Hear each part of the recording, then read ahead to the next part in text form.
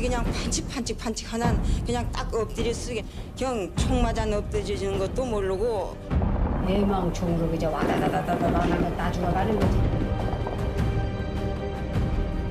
설마 사람이 사람을 죽인다고 하는, 이유 없이 죽인다고 하는 것은 그건 도저히 이해가 될 수가 없었습니다.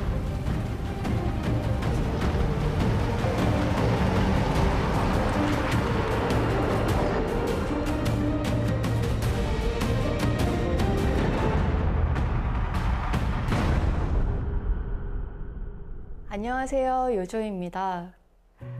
올해는 제주 4.3이 일어난 지 78주년이 되는 해입니다.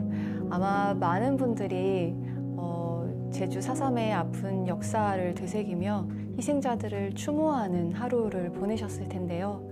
1990년 2월에 KBS에서는 한 방송을 준비하는데요. 해방과 분단, 제주 4.3 전후 라는 제목의 이 방송을 아마 기억하시는 분들은 한 분도 안 계실 거예요. 왜냐하면 이 방송이 방송 직전에 불방됐기 때문입니다. 왜 불방됐을까요? 그리고 여기에는 어떤 이야기가 담겨 있을까요? 36년간 봉인되었던 이 테이프를 꺼내보려고 합니다. 오늘 저와 함께 이 테이프를 봉인해제해 주실 귀한 분들을 만나보겠습니다. 안녕하세요. 안녕하세요. 안녕하십니까.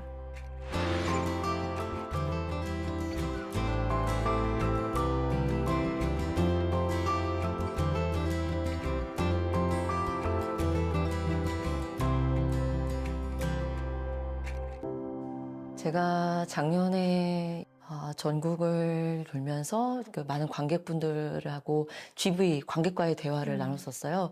근데 그때 한 PD님이 관객으로 오셔서 이제 저희 영화를 보시고서는 당시 한국 방송에서 불방된 제주 4.3 방송이 있다, 이런 말씀을 해주셨었어요. 그래서 지금 어딘가 그 창고에 있을 텐데, 분명히 있을 건데 이걸 좀 찾아봐야 되는데 라고 말씀하셨고, 그걸 계속 한 3번 정도 저에게 그 극장 로비 밖으로 나올 때까지 계속 말씀하셨었습니다. 그래서 나도 그걸 꺼내서 보고 싶다, 이런 생각이 있었는데 KBS에서 이렇게 연락을 주셨는데 그게 이 다큐일 줄은 상상을 못했었습니다. 와, 네, 그리고 오늘 정말 누구보다 이분만큼 연관된 분은 없을 것 같은데, 바로 이 다큐멘터리를 제작해 주셨던 담당 PD 전영태 PD님도 자리를 해주셨습니다. 안녕하세요.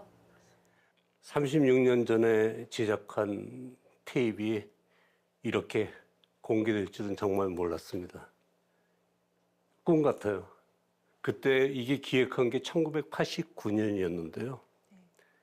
그 5.18 청문회가 국회에서 열렸어요.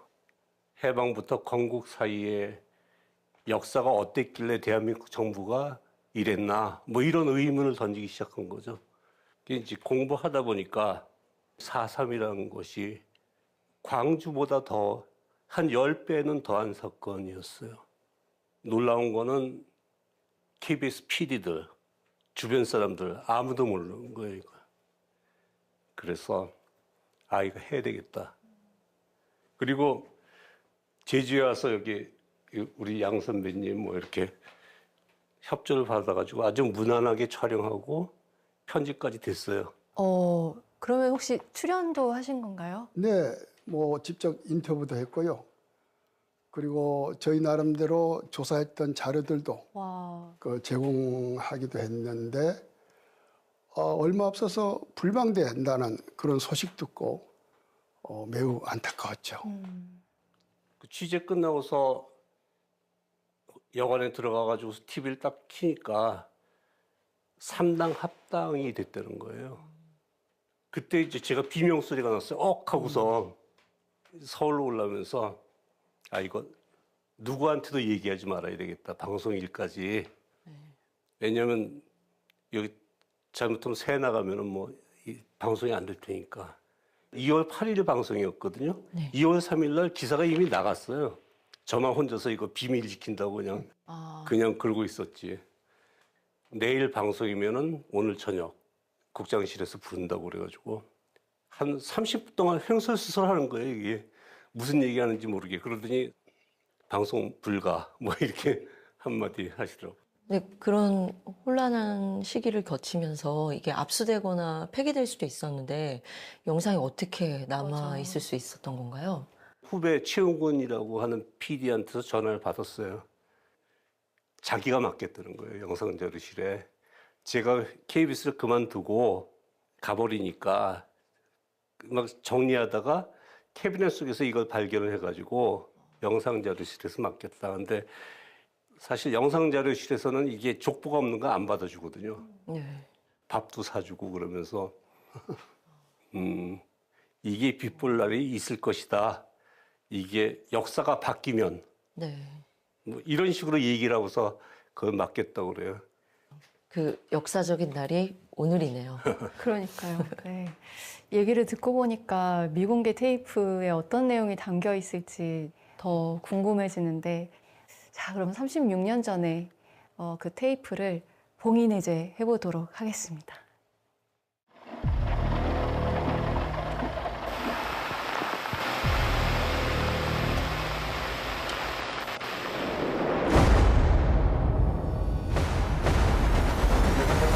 준비한 질문지에 따라서 하도록 해주세요.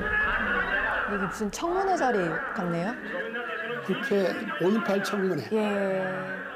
이분이 그 소설가 이명행 작가님이시죠. 아마 여기서 이명행 씨가 대한민국 정부의 정통성을 묻는 그런 멘트를 하지 않을까. 이승만 정권, 박정희 그다음에 정권. 박정희 5.16 쿠데타, 네. 그리고 87년에 이루어진 6월 항쟁. 예. 저 많은 사람들은 6월 항쟁에 거리에 쏟아진 인파거든요. 엄청나네요. 이제 마지막 멘트는 뭐냐면은 이게 우리가 앞으로 어떤 역사를 갖다가 만들든 간에 잊어서는 안 될 역사가 있다. 뭐 그러면서 이제 4.3으로 얘기를.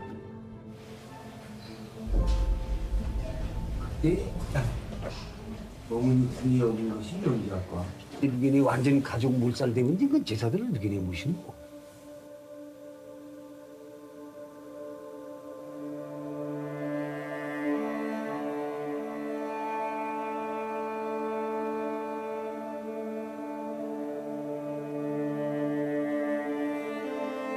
저희 아버님은 뭐 순수하게 여기서 나와가지고 40년서 농사나 짓고 바다에나 다니시는데 그냥 이 마을은 뭐 어떤 무슨 뭐 복도 마을이랄까 뭐 어떤 빨갱이 마을이랄까 막 이런 의미에서 그냥 무차별 그냥 도매금으로 돌아가신 것이 아니냐 난 이렇게 보면 또 그날에 그렇게 됐고요. 한 번에 못 죽이니까 한 100명, 한 50명 아니면 100명 단위로 잘라서 자꾸 나가더라고. 나가면은 종소리가 나가지고. 당시 저 북촌리 집은 어떻게 찾아가신 거예요? 그때 공동 연출한 제주 PD가 있었어요. 선배님 내일 모레 저기 북촌에서 제사가 있습니다. 학살 당했는데 그날 가셔야 될 것 같습니다. 뭐 이런 거예요. 그때 우리도 이제 소가 이제 두 마리가 있었고 머리 한 10대끼리 있었습니다. 그거 전부 다 저 산놈들을 해먹고 이제 저 군인들은 다 총으로 쏴가지고 에다가 잡아먹어버리고 이렇게 했단 말이에요.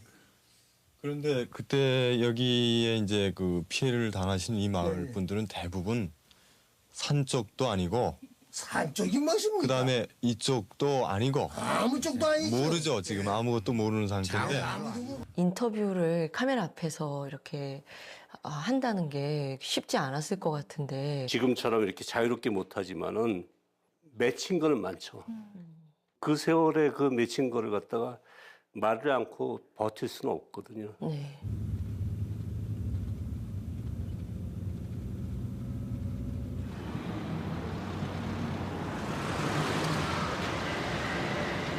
사삼 취재반이 1988년에 조직이 돼요.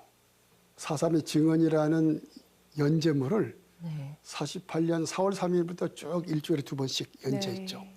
그때 이제 PD가 방문한 거예요, 신문사에.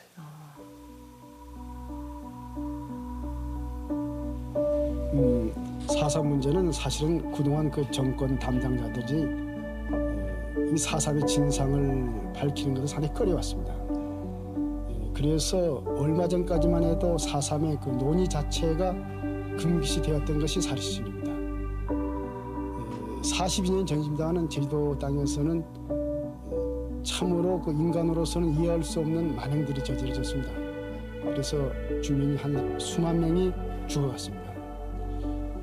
그런데 그동안의 그 정부 측에서는 이런 문제를 좌우 문제, 즉 이데올로기 문제로 이렇게 그 규정을 하고 더 이상의 그 논의를 못하도록 이렇게 그 제한을 해왔던 것이 사실입니다. 그러다 보니까 그 진상이 제대로 밝혀지지 않았습니다. 다만 모든 잘못은 빨갱이들이 했다는 식으로만 이제 전해진 것이죠. 그 당시 교과서에서도 북한 공산당의 사주알이 일어난 사건으로 이렇게 기록됐고 80년 후반부터 4.3의 자료집들이 나오기 시작했죠.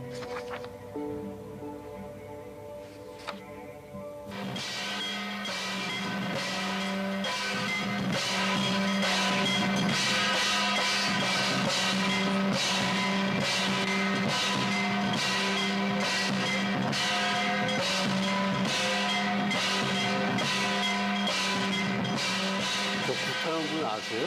은봉철이라고 하는 분인데 돌아가셨어요.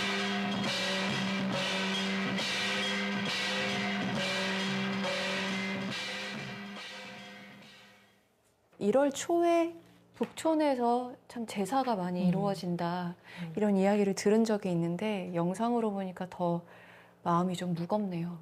제 작업실이 북촌에 있는데요. 그래서 영화 한란의 시나리오도 북촌에서 탄생을 했습니다. 그래서 그 과거 북촌 마을이 굉장히 풍요롭고 굉장히 화목한 공동체를 이루던 마을이었더라고요. 그래서 그 이후에 그 북촌 마을 공동체가 겪게 된 그 아픔을 생각하니까 마음이 굉장히 많이 아팠었습니다. 북촌 사건은 49년 1월 17일 발생되죠. 무장대 습격으로 군인 2사람이 돌아가셨어요. 그러니까 그 당시 함덕에 주둔했던 이연대 군인들이 북촌 마을에 들어와서 주민들을 전부 운동장에 집결시키고 차례차례 총살한 것이죠. 이틀 사이에 무려 400여 명이 학살됐어요. 단일 사건으로는 가장 피해가 많았던 그런 마을이었습니다.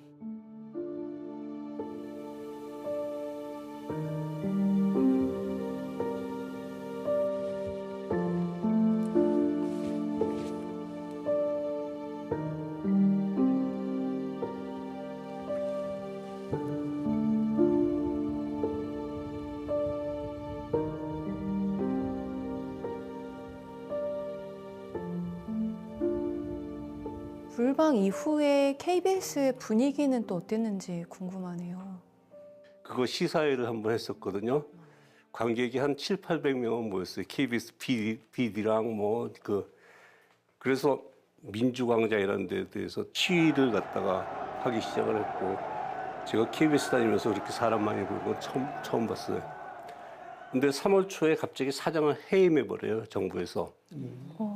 그다음에 4월 초저녁이니까 정부에서 후임 사장을 임명을 했는데 출근 저지 운동 그렇게 해가지고서 한 110명이 잡혀갔어요. PD랑 이렇게. 그다음에 이제 제작 거부로 이어지거든요, 이게. MBC에서도 동조 파업하고 그게 5월 중순까지 갔어요. 근데 이게 이제 후에 KBS 민주화 운동이라고 이걸 불렀어요. 근데 진짜로 이 테이블 찾았다는 소식을 듣고 제일 먼저 생각나는 게 뭔지 아세요? 뭐였나요? 아, 출연료 안 줬구나. 왜냐면 출연료 챙겨줄 수가 없었거든. 하도 어지러운 세월이었고 거기다가 방송 안 나가면 출연료 안 주거든요, KBS에서. 근데 이번에 생각났어요. 그러면 이제 이 영상이 이제는 공개가 되니까 네. 출연료를 이제는 주셔야 될 것 같은데. 제 돈으로 어떻게 해봐요? 아니 그건 할 수 없고 밥이나 사야죠 뭐. 다음은 또 어떤 이야기가 이어질지 또 계속해서 함께 영상을 보면서 이야기 나누어 보겠습니다.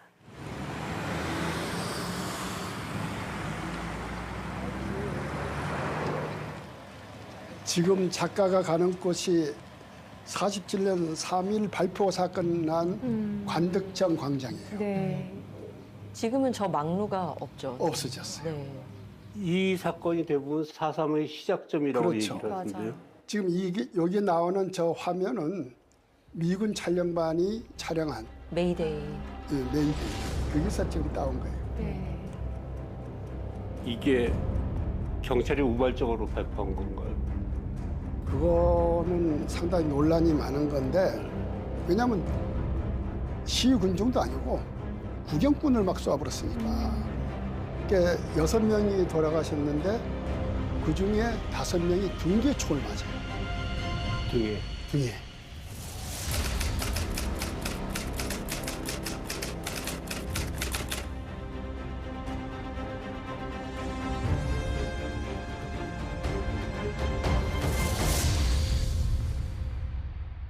하수구에다 내 몸을 은신을 했습니다. 그래가지고 롤면에 총을 대고 이제 쏘려고 하는 순간인데 저쪽에서는 사람이 뭐 수십 명이에요. 그냥 어두운데 나는 이렇게 밑에서 보니까 머리 움직이는 건 볼 수가 있거든요. 아무리 캄캄하지만은. 그러니까 와와 하면서 뭐 만세 소리도 나고 어디는 막 화광이 충천하는 그런 것도 나고 멀리서 또 만세 소리도 들리고 이제 그럽디다요. 이제 그러다 보니까는 저쪽에서 총이 또 날아옵니다. 총이 날아와요. 총이 날아왔는데 나는 할 수 없이 그 당시에 공포를 쏘았습니다. 그 공포라는 이유가 그렇죠. 설마 사람이 사람을 죽인다고 하는 이유 없이 죽인다고 하는 것은 그건 도저히 이해가 될 수가 없었습니다. 폭도라는 말도 그날에서 비로소 아는 거죠. 그게 폭도라는 말도 쓰고 싶지도 않았지만 들리도 못하는.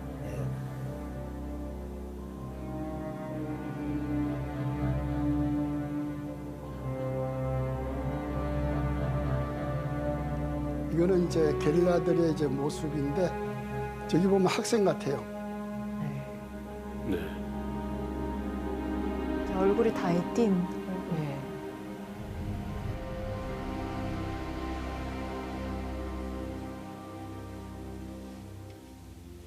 당시 이제 일제시대에 중국에서 뭐 팔로군 출신들이 해방이 되면서 많이 대거 귀국을 해갖고 그 사람들이 무장 전술을 지도했다는 등 아니면은 일본군이 해전하고 나서 일본으로 건너가면서 막대한 무기를 갖다가 한라산에 파묻은 것을 갖다 다시 캐내갖고 그것을 사용했다는 등 여러 가지 그 견해가 있습니다. 그렇지만은 저희들이 실제 취재한 바에 의하면은 그것과는 상당히 거리가 멀었습니다. 그리고 오히려 저희들이 그 구체적인 예를 들자면은 성산포 4월 3일 날 성산포 지서를 산 사람들이 습격을 했는데 약 40여 명이 습격을 했습니다.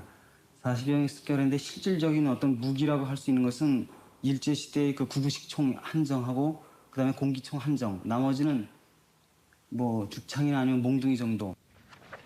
신광이라고는 진보 잡지. 요새라면 저렇게 촬영 안 할 텐데 옛날에는 저런 식으로. 근데 요즘 레트로가 유행이어서요. 굉장히 스타일리시해 보입니다.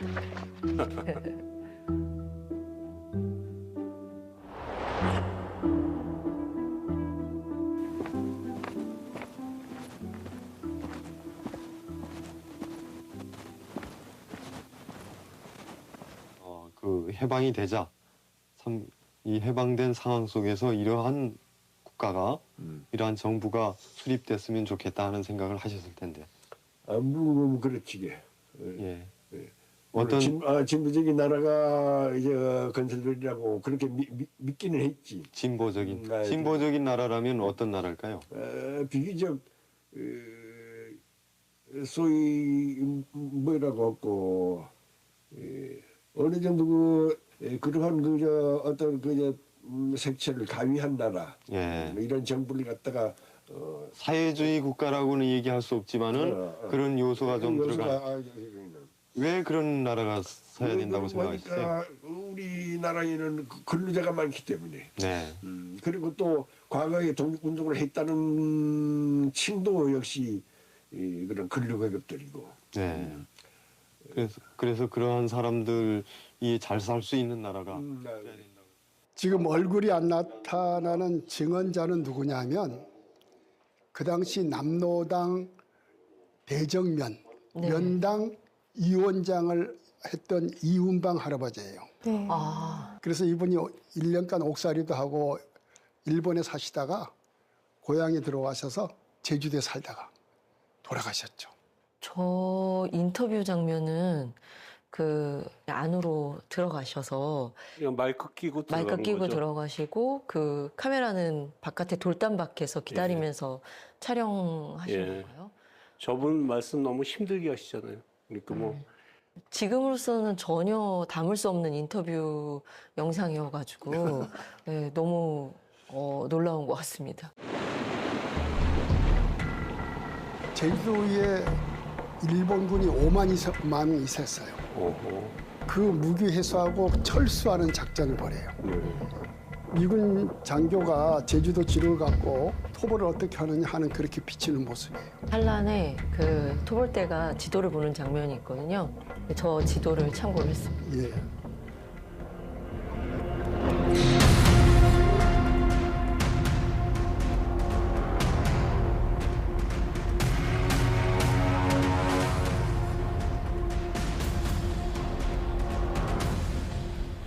이제 이북에서 내려와서 아마 생계 터전도 없고 이렇게 하니까 이 지역에서 아마 민가를 방문하면서 아까 얘기한 대로 이 대통령 초상화, 태극기 이것을 가지고 다니면서 아마 강매를 하면서 그것으로서 생계를 삼았던 걸로 알고 있습니다.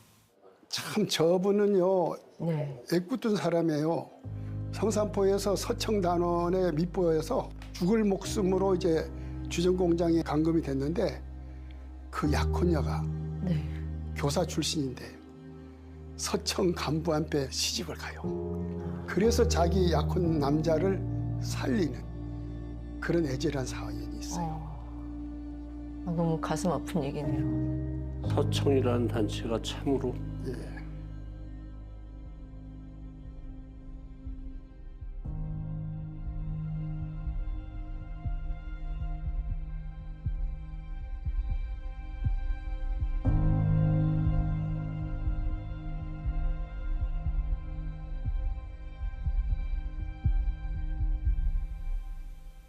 (50) 선거 때 선거구마다 저기 축장든 우리 단체원들이 다 보초를 썼죠. 4.3 사건 일어나서 얼마 안 되니까 50선거라고 있었습니다. 이승만 박사가 그 대통령으로 출마할 때에 5월 10일 선거가 있었는데 그때는 유권자는 전부 한 사람도 없이 그냥 아주 불고자외에는 전부 산으로 올라가고 있어요. 군인이 추락에다가 투표함을 싣고 투표해도 좋고 말아도 좋다. 그러니 우리는 여기 함을 가지고 왔다 하니까 우리는 죽어도 투표 못한다 해서 왜 저기 투표를 그러니까 남북 통일이 안 된 이상은 우리 남한만은 선거를 안 한다 이런 반대가 그때 내가 기억이 나는 것 같아요. 4.3 나고 이쪽으로 오셨군요. 이굴로. 예, 3사건 후에다가 어때서 이굴로 왔느냐면은 산에서는 한라산에서는 폭도들이 많네가지고 자 폭도에서 다시 이 불황민을 못 살게 만들었고 또 아래서는 또 이 선업고지 웅장한 장고리이기 때문에 거기에다가 또 이제 이 공산대학이 있다고 해가지고 경찰이나 그 옛날 그 경비대들이 온 쪽에 여기를 전부 이 서늘부락을 공산당 부락이라고 이렇게 이름을 지었었습니다. 추운 때는 불살 나가지고 이 복덕방 모양으로 해가지고 불을 추면서 바로 여기 이것만 전부했습니다.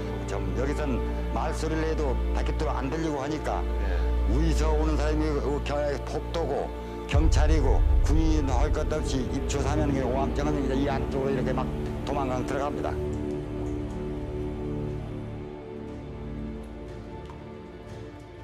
(4.3) 인민폐해의 시점을 그 시기적으로 구별 안에서 보면은 오해 부분이 많습니다. 최소한 48년 10월까지 한 6개월 동안에 발생된 인명피해는 한 1000명을 지나지 않습니다. 이 시기 때만 해도 이 4.3을 겪은 생존자분들이 이제 많이 살아계셨을 때잖아요. 출연하신 분들의 이야기가 굉장히 조심스럽게 느껴지는 게 좀 있었습니다. 전두환에 의해서 이제 노태우 정부가 생겼지만 여전히 반공 흐름이 쭉 이어졌어요. 자기 가족이 억울하게 희생된 것도 있지만 오랜 세월 연좌제에 묶여서 빨갱이, 폭도라는 이념적 누명이 써 있었잖아요. 그러니까 방송사에 가서 마이크를 들여대면 양비론을 해요. 산도 무서웠고 토벌 때도 무서웠다. 91년에 4.3 추모제를 하겠다 그러는데 경찰이 체류탄을 쏴요. 시민, 학생 400명을 연행했어요. 노태우 시대가 됐는데 봄은 왔죠. 근데 이게 진짜 봄일까? 모두 의심했거든요. 그게 제가 처음 시작했다가 완전히 꺾여버린 거 아니에요. 그래서 그때만 해도 굉장히 암울했어요. 사실은 저도 이제 한란을 만들면서 편집을 2024년 12월에 하고 있었습니다. 근데 당시에 편집 감독에게 포고령이 무슨 말인지 요즘 관객이 알까? 라고 말을 했었습니다. 그리고 그 영화 처음 시작에 그 포고령의 폰트를 고치고 집으로 왔는데 TV를 틀었는데 포고령이 나와서 너무 놀랐었어요. 네, 그래서 온 국민이 포고령이 뭔지 2024년 12월 3일에 알게 돼서 그때 좀 놀랍기도 하고 많이 두려웠었습니다. 영화를 선생님처럼 저도 관객을 못 만나게 될까 봐. 근데 이런 감정을 겪게 되는, 그러니까 두려움을 갖거나 이런 내적 갈등을 겪게 만드는 것 자체가 저희도 국가폭력의 어느 정도의 희생양이라고 생각합니다. 근데 아까 영상을 보면 그 1948년 10월까지만 해도 그 피해자가 1000명 수준이었다 이런 이야기가 나오던데 10월 이후에는 어떤 일이 일어난 건가요? 48년 5월 10일 재연 국회의원을 뽑는 단독 선거가 제주도에서만 보이콧되잖아요. 근데 이 선거를 누가 시행했느냐? 미군장이 실시했어요. 충격받았죠. 그래서 브라운 대령이라는 미군 장교를 제주도의 총사령관으로 파견해서 진압작전을 해요. 그래서 요새 말썽이 난 박진경 대령이 하여튼 선거에 방해가 되는 젊은 사람들을 무조건 잡아들였어요. 거의 6,000명 가까이. 6월 23일 날 재선거를 실시하려고 했는데 그마저 실패해요. 그래서 이제 48년 10월에 와서 송교찬이가 포교록을 발표하고 11월에 계엄령이 발표하면서 그 무차별 초타작전이 벌어지는데 그 배후에는 대한민국 신생정부와 주한 미군이 있었다. 이렇게 생각하면 될까요? 저 역시 그 영화의 시작이 한란에서는 1948년 10월 그 소계룡으로 시작을 합니다. 군인들에게 마을을 몽땅 불태워놓었다니 네가 고라시네 살아있을 거래. 나 조절해 갈게. 못하나시네 조이변호수가 우리 똘 구하러 가자고 영호씨. 지금 노래가도 못 쳐줄 거우다 어돌이니. 우리 똘은 살아있을 거우다. 지금 어머니 가고 있어. 정말 기다리라. 날 무서우신데 이젠 안 무서우시나? 살려줍소. 우리 아무 죄 없은 사람이오다. 또 아니오다게. 잡아내면 안 되는 것 같아. 이 귀한 건지를 되어 나요 잊어버리니 두 개가 알아줄까?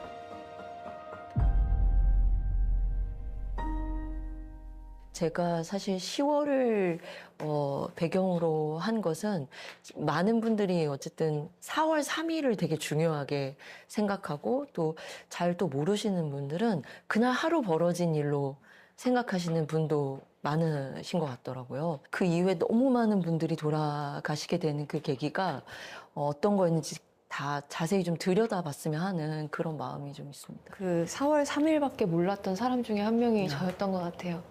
알면 알수록 정말 그렇게 짧게만 들여다볼 수 없는 굉장히 복잡한 역사였다는 것을 저도 많이 공부를 했던 것 같습니다. 당시 촬영한 내용 보면서 더 이야기를 나눠보겠습니다.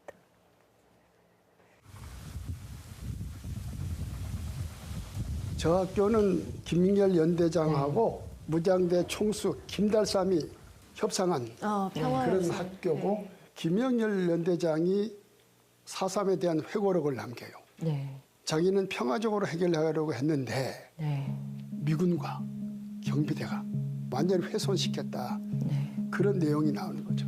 회의에 그 서로 발언하고 조병옥이랑 멱살 잡고 싸운 다음에 김익렬이 해고되고 이 모든 내용은 다 김익렬 회고록에 나와 있는 미군 보고서가 있고 또 평화협상에 직접 참여했던 부연대 정보주임 이율락 중위가 증언이 있고 그래서 김익렬 장군을 찾으니까 돌아가셨어요.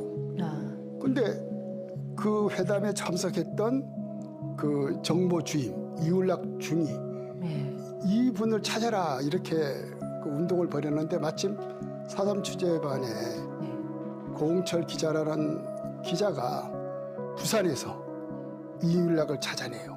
그래서 저분을 제주도에 초치해서 이 오라 사건의 실체를 저희들이 다 파헤치고 증언을 들었던 거죠. 우리가 지령을 한다든지 우리 그 산에 있는 우리 대원이 가가지고 주의하는 거는 우리가 안 하겠다.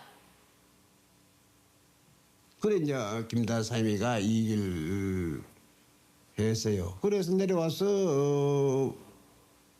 뭐 그런 방향에 가려고 노력도 했는데 이제 5월 초알이 그런 사건이 나니까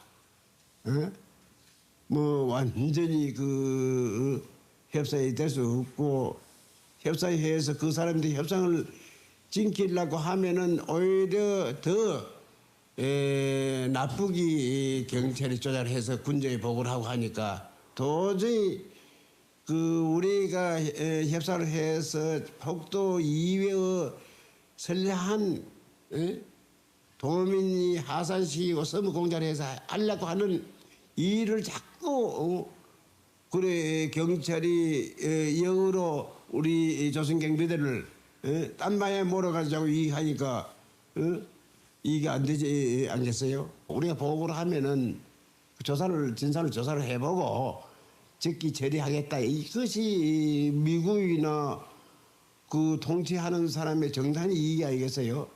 실제 발표로 했고 경찰이 관여를 했고 조사까지 해가지고 갔는데도 안 된다는 게야.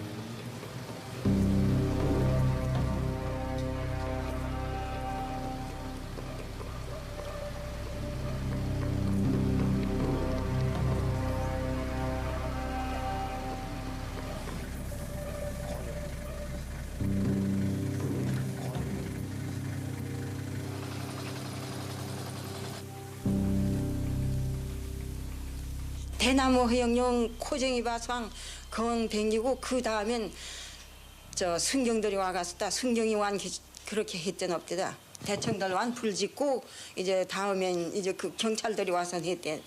그러니까 마을에 불을 사른 거는 대청이고 그때 당시 다음에는 그 이제 순경들이 완 그냥 총질을 하고. 근데 그 대청들이 내려가서 산사로만 불 붙이듯 젠사 말레이신디사 그 지역시 그냥 경찰들이 와가서 마시 순경들이.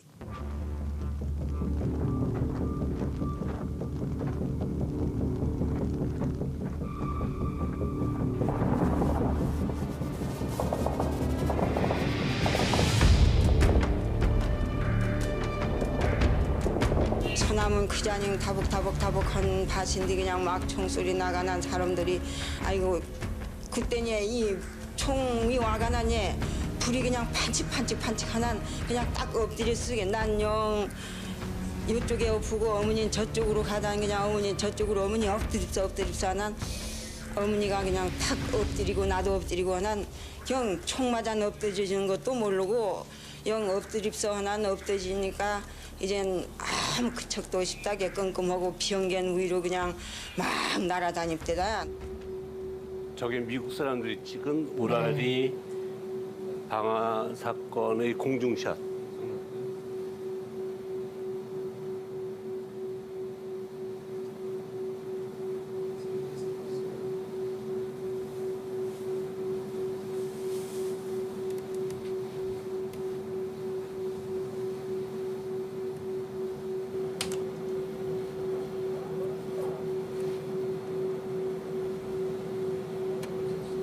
저게 촬영 목록. 네.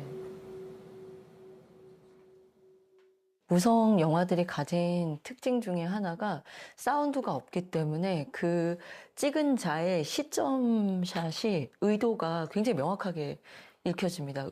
음악도 없고, 예, 나레이션도 없기 때문에. 그래서 사실 그래서 그 지금 선생님의 그 다큐 작품도 봤을 때 그 나열된 이미지를 봤을 때 무엇을 말하는지 더 명확하게 보이거든요. 현재 요즘 만들어지는 그 사운드가 가득한 그 다큐보다는 오히려 더 정확하게 그 관점을 볼 수가 있는데 저는 메이데이 영상을 봤을 때 이것을 의도적으로 연출했다는 컷들이 너무 명확하게 보입니다. 언제 저기 가서 카메라를 내려놓고 세팅을 하고 사람들이 프레임인 되고 프레임 아웃 되고 하는 그런 모든 과정들을 보면서 이것이 조작되었고 그 평화 협상을 깨려는 명분을 만들기 위한 영상이었다라는 그런 생각을 하게 됐습니다. 확실히 감독님이셔서 그런지 그런 영상 속에 감추어진 부분까지 너무 잘 봐주시는 것 같아요. 미국이 메이데이를 통해서 전하고 싶었던 게 무엇이었을까요? 4월 중순만 하더라도 미군정에서도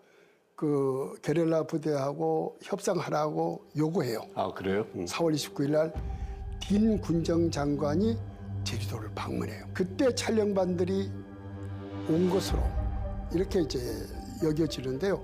그러니까 그 4월 말에 토벌 정책의 변화 속에서 이 영화가 나왔다. 난 그렇게 봐요.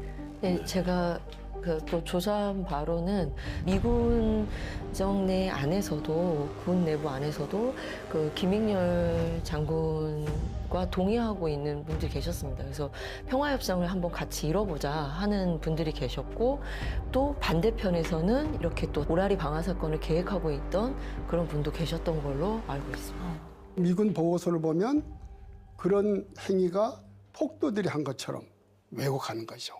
경찰의 지원을 받은 우익 청년단이 했지만 그 현장을 미군 촬영반이 공중에서 지상으로 이거는 사전에 그 약속한 그런 스토리가 아니면 찍을 수 없는 장면이잖아요. 이런 역사의 왜곡은요.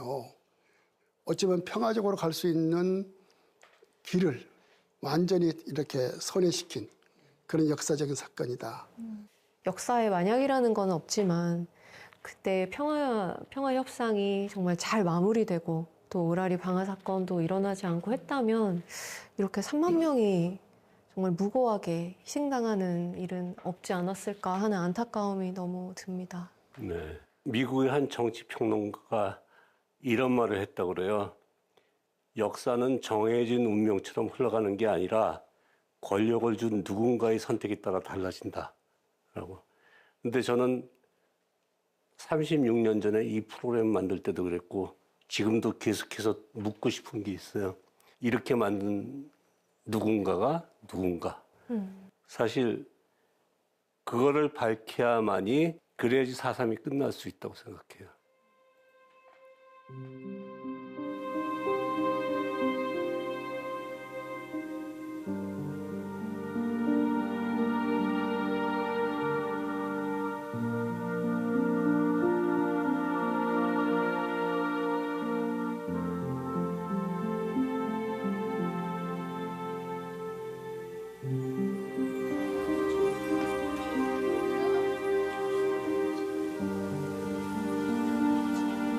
작년까지는 이재사를 아버지가 계속 모셨거든요. 이제 올해부터는 제가 이제 물려받아갖고 이제 사실 이재사 모시면서 지금까지 참 아버지도 많은 얘기를 하시거든요.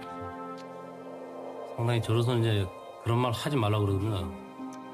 매일 해봐자 아버지는 우시고 오니까 그런 얘기 이제 그만하고 뭐 지나간 얘기 행복하면 매일 울고 그러니까 저 다음 또 나 제3자가 있고 이재사를 모셔야 되는데 계속 이제 잊지 못할 뿐이에요.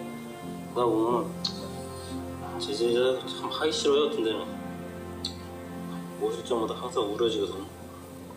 아이고 아버님. 농사나 짓고 바다에나 다니시는데 쟤들이야 뭐 어디다 뭐 하소연할 그런 길도 없고 그저 그때 상한 그 시대가 우리에게 불행을 갖다 줬구나 하는 그런 생각에서 지금까지 살아오는 거죠.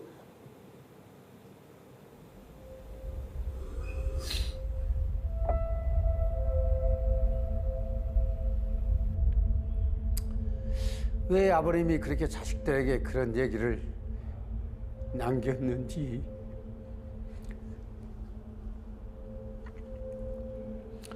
죽어서까지도 이런 얘기를 하고 싶지 않다 그럽니다. 그래서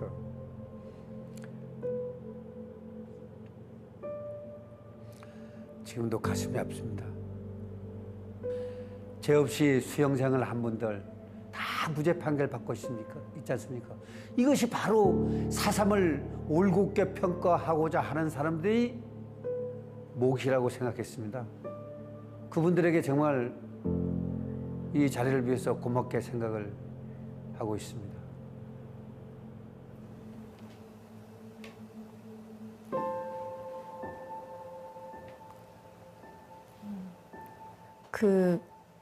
이제 마지막에 등장하신 이제 윤성식 어르신은 이제 제작진 분들께서 이제 영상을 접하고 북촌 출연자분들을 찾다가 이제 연결이 돼서 만났다고 하는데요.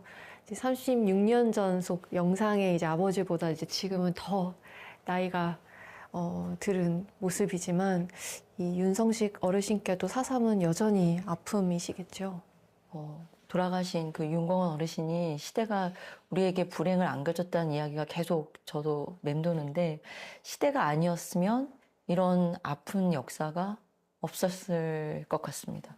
제가 한란을 통해서 하고 싶었던 이야기도 이념이나 뭐 이런 것보다는 그 당시 때 평범한 분들의 생존에 관한 이야기였고 그분들이 꿈꾸던 좋은 세상은 가족과 평화롭게 서로 사랑으로 충만한 행복한 일상을 보내는 그런 삶을 살고자 했다라는 그런 이야기를 하고 싶었습니다. 저도 그 한란 영화 아주 감명 깊게 봤어요. 지향한 키워드는 하나라고 봐요. 바로 인본이죠, 인본. 예. 제가 그 30여 년 전에 여명인 눈동자 송진아 작가가 저를 찾아왔을 때도 똑같은 이야기를 했어요. 4.3을 이데올로기로 접근하지 말고 인본으로 접근하라. 이제 그런 이야기를 한 적이 있는데 그 사이에 그나마 4.3은 많이 변화했다. 이렇게 말씀을 드릴 수가 있을 것 같습니다. 전 PD님 직접 취재하시고 또 편집한 다큐 이 해방과 분단 제주 4.3 전후 영상을 이렇게 좀 압축해서 같이 살펴봤는데 어떠세요? 36년 만에 이렇게 다시 보는. 제가 이 영상을 보니까 이 영상 다음에 이명희 씨가 막 짐 싸서 어디로 가요.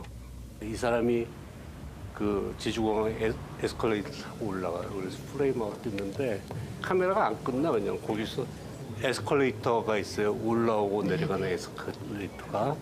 근데 그게 거기 사람들이 다 없어지는데 그때 내가 어떤 얘기를 하고 싶었는지를 갖다가 알겠더라고요. 역사는 진보하는가 아니면 그냥 반복되는가. 지금 36년이 흘렀잖아요. 진짜 많이 변했어요. 그리고 지금 대한민국 좋아졌잖아요. 그때와 지금을 비교하면은 기적 같아요. 이렇게 된 게. 불허하다는 그 4.3 기록물이 유네스코 지정하는 세계 기록 유산으로 지정됐잖아요.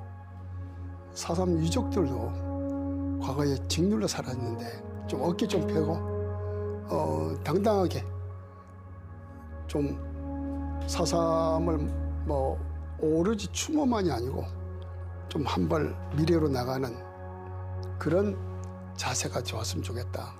실제 이런 그 다큐 작업이든 뭐 저의 영화든 이 모든 것들이 4.3에 대해서 이 증언이 되고 이 증언이 기록이 되면서 이것이 기억되는 게 되게 중요하다는 생각이 듭니다. 그래서 오늘 이 봉인 해제된 이 기록물이 좀 많은 분들에게 4.3의 역사를 좀 깊게 들여다볼 수 있는 계기가 되기를 바라는 마음입니다.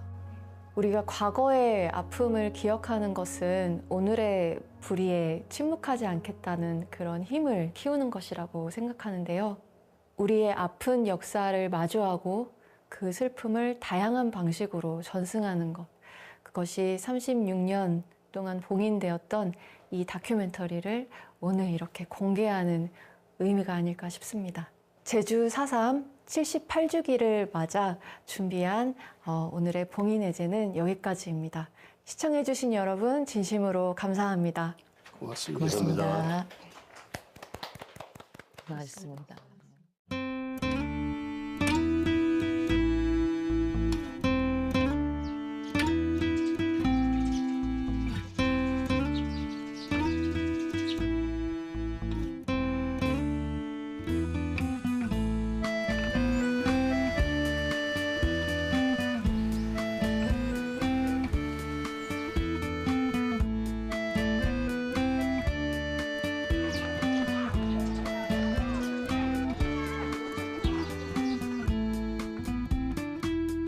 넌 꽃이라네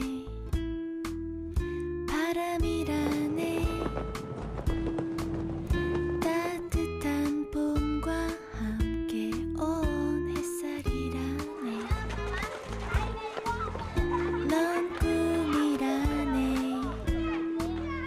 꽃이라네 내가 꿈꾸는 그곳에 꽃이라네 넌